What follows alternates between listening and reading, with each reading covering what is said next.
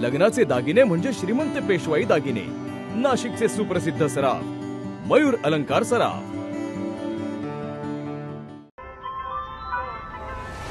ताज्या बातम्यांसाठी नाशिक न्यूजच्या YouTube चॅनलला सबस्क्राइब करा आणि बेल आयकॉनला प्रेस करा।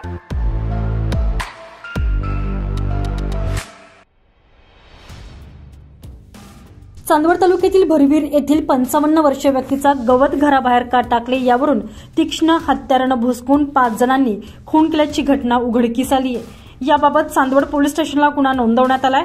घटनास्थळी मालेगावचे अप्पर पोलीस अधीक्षक अनिकेत भारती, मनमाडचे पोलीस उपाधीक्षक बाजीराव महाजन, पोलीस निरीक्षक कैलास वाघ यांच्या पथकानं भेट दिली। चांदवड पोलीस स्टेशनला अनुसूचित जाती जमाती अत्याचार प्रतिबंध कायदा आणि खुनाबाबत गुन्हा दाखल झालेला आहे। 5ही जणांना पोलिसांनी ताब्यात घेतलंय। पोलीस उपाधीक्षक बाजीराव महाजन आता पुढील तपास करतात। दगू महादू गांगुर्डे असं खून झालेल्या व्यक्तीचं नाव आहे।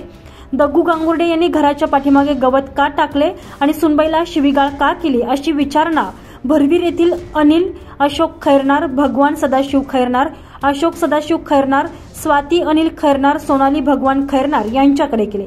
त्याचाच राग आल्याने या 5ही जणांनी दगू महादू गांगुर्डे यांना जबर मारहाण केली।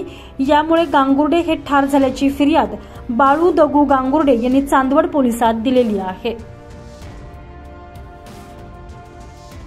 विकी गवळी, नाशिक न्यूज, चांदवड।